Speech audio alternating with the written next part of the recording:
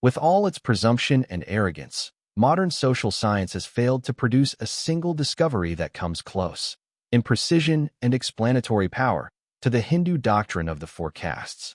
The Marxist concept of class struggle is nothing more than a crude and distant caricature of it, which is precisely why it retains a certain veneer of plausibility for the naive minds of the university intellectual proletariat. Anyone who has taken the trouble to study the Hindu explanation of historical processes cannot observe the succession of power structures throughout Western history without noticing how closely it mirrors, ipsis literis, the transition from Burma rule to Kshatriya, then to Vaishya, and finally to Sudra misrule and the chaos of the pariahs, a state that foreshadows either the end of society or a return to the original order.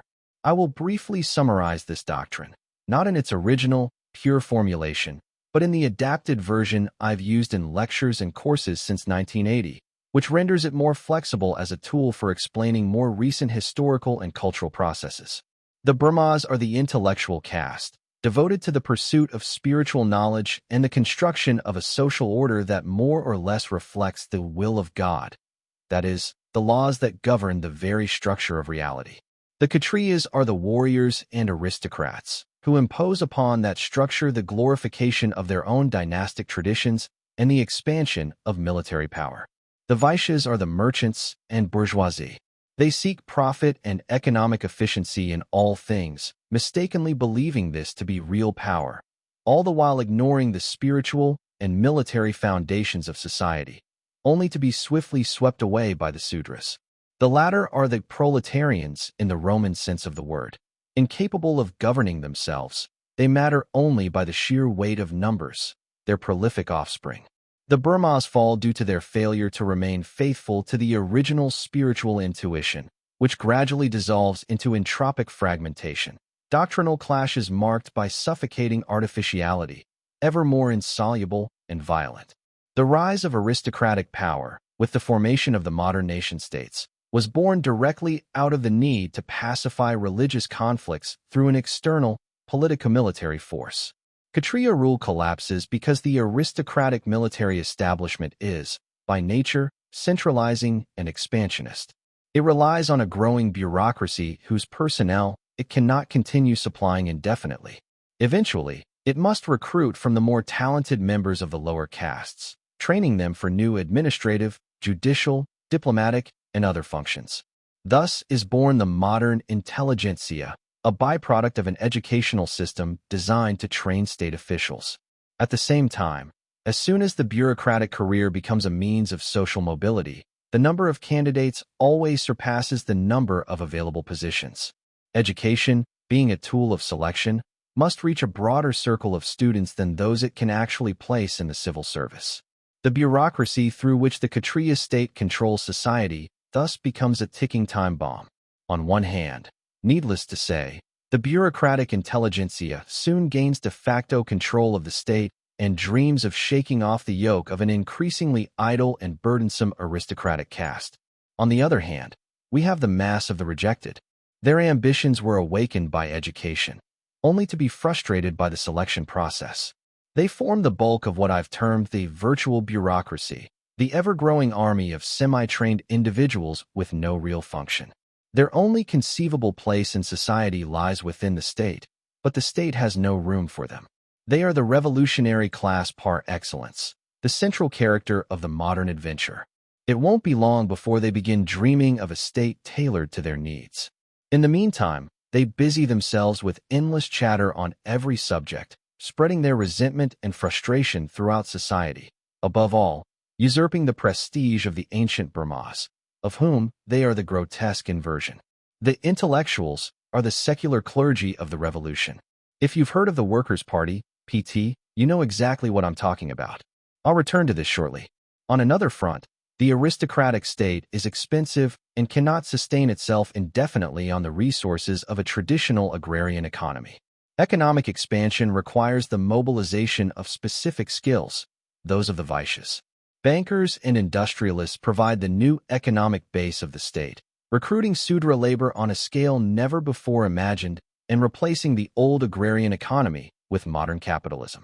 It is at this juncture, and only from this angle, that the difference between two systems of ownership of the means of production becomes historically decisive, creating a peculiar situation that Karl Marx would mistakenly project onto the entire course of history.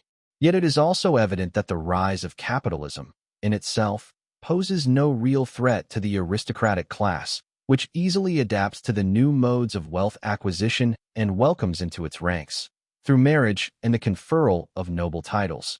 The newly rich who lack ancestral nobility sign nobilitate, abbreviated as S-nob, the origin of the word snob. This adaptation corresponds politically to the transition from the absolute monarchical state to the modern parliamentary monarchy, a process that need not be violent or traumatic, and which only became so in France because the excessive growth of the state bureaucracy had inevitably caused an even greater expansion of a virtual bureaucracy, transforming the frustrated ambitions of the intellectual class into sheer revolutionary rancor. It was the intellectuals who made the revolution. Not a single capitalist stood among the revolutionary leaders, and the bourgeoisie, as was made evident in England, never needed any revolution to elevate itself socially to a status to which the aristocracy itself had persistently invited it.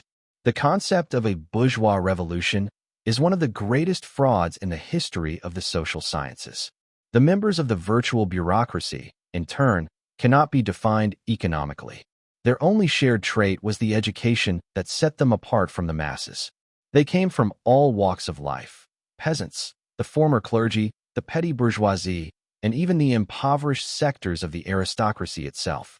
They had no unity of origin, but rather of social position and ambition.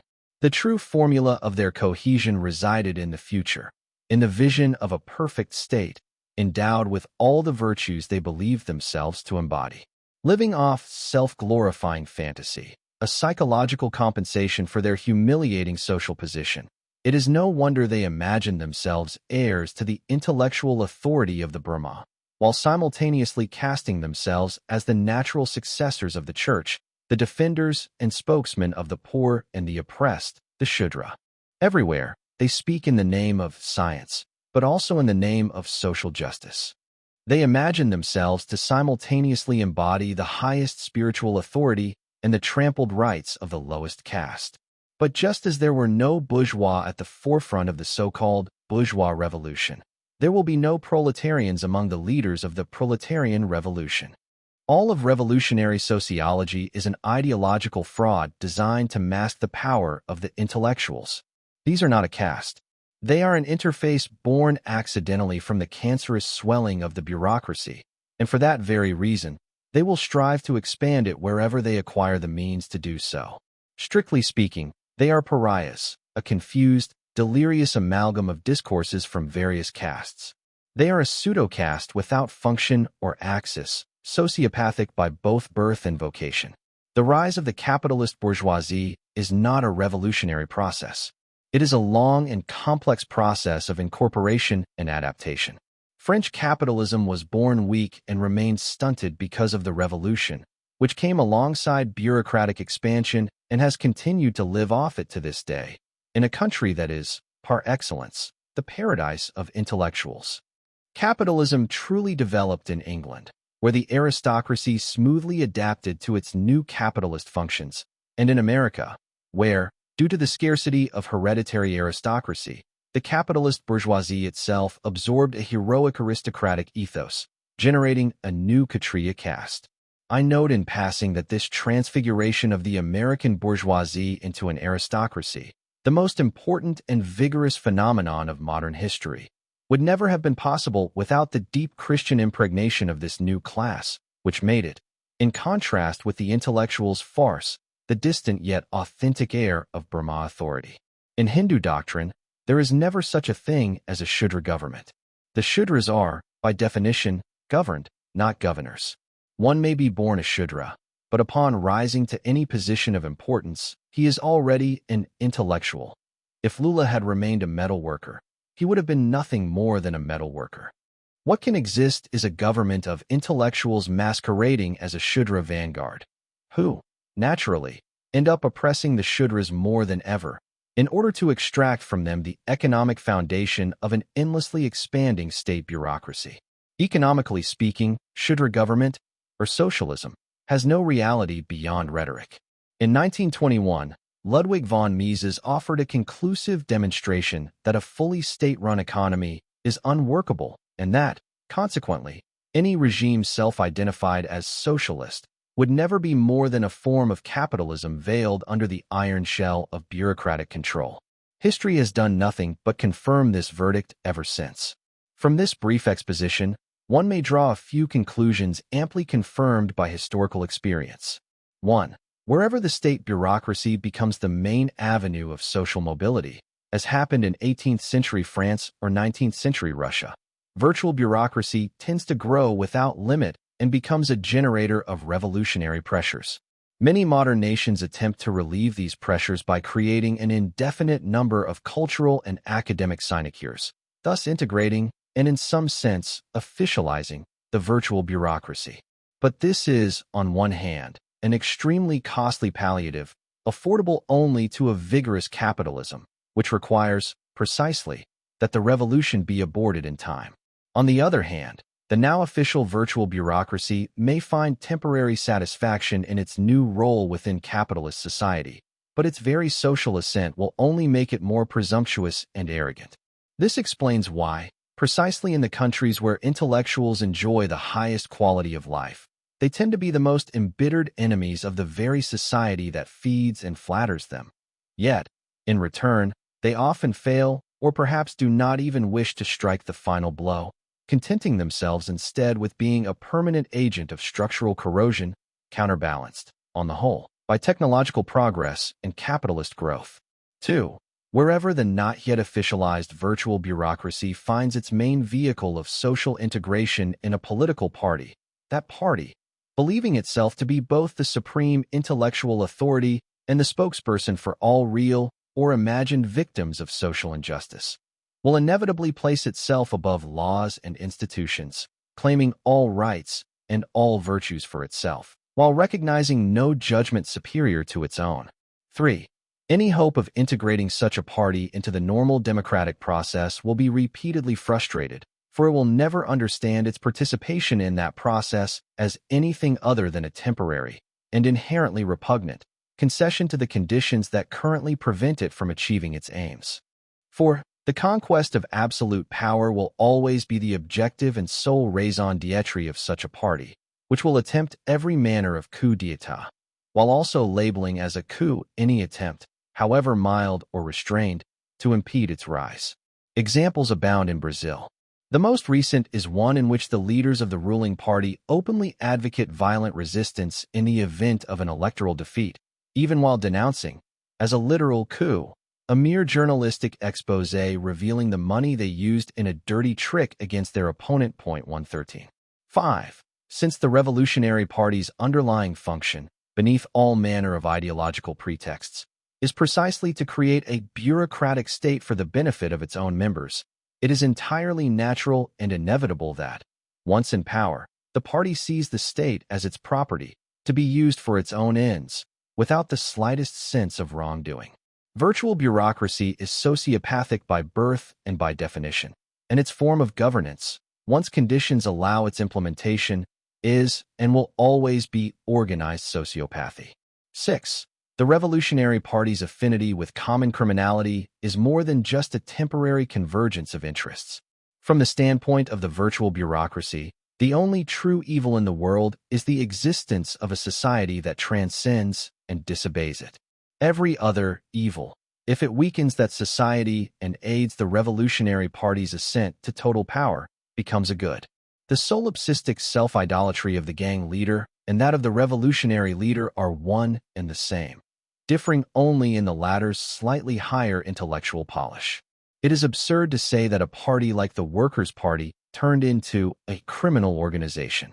It was born a criminal organization.